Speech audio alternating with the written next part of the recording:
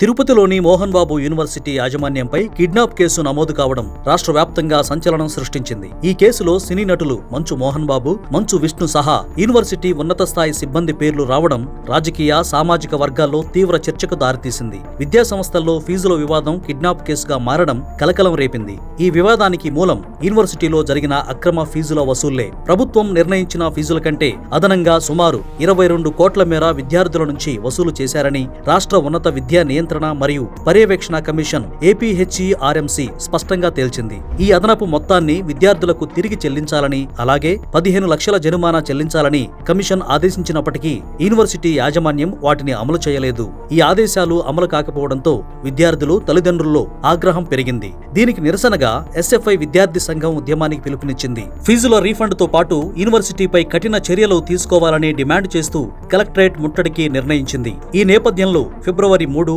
2026న SFI జిల్లా ప్రధాన కార్యదర్శి అక్బర్, SVU నేత వినోద్ కలెక్టరేట్ కు వెళ్తుండగా తిరుచానూరు పరిధిలోని లెమన్ ట్రీ హోటల్ సమీపంలో హైడ్రామా చోటు చేసుకుంది. దాదాపు 30 మంది వ్యక్తులు వాహనాల్లో వచ్చి వారిని అడ్డుకొని నడి రోడ్డుపైనే దాడి చేసి బలవంతంగా మహేంద్ర థార్ కారులో ఎక్కించి అపహరించారు. ఈ ఘటన అక్కడ కొద్దిసేపు ట్రాఫిక్ అంతరాయం కలిగేలా చేసింది.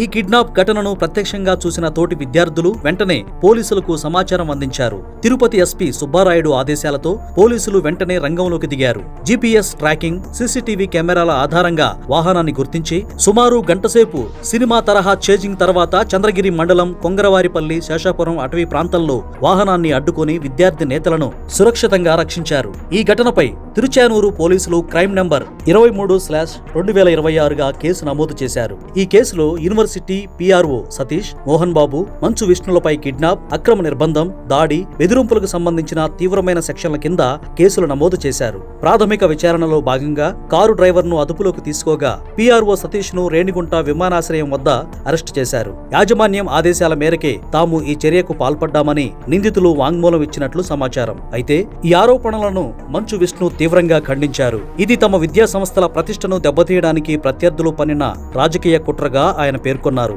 మరోవైపు విద్యార్థి సంఘాలు, తల్లిదండ్రుల సంఘాలు యూనివర్సిటీ గుర్తింపును రద్దు చేయాలని, అక్రమంగా వసూలు చేసిన ఫీజులను వెంటనే విద్యార్థులకు తిరిగి చెల్లించాలని డిమాండ్ చేస్తున్నాయి. ఈ కేసులో ఇంకా మరిన్ని అరెస్టులు జరిగే అవకాశముందని పోలీసులు తెలిపారు.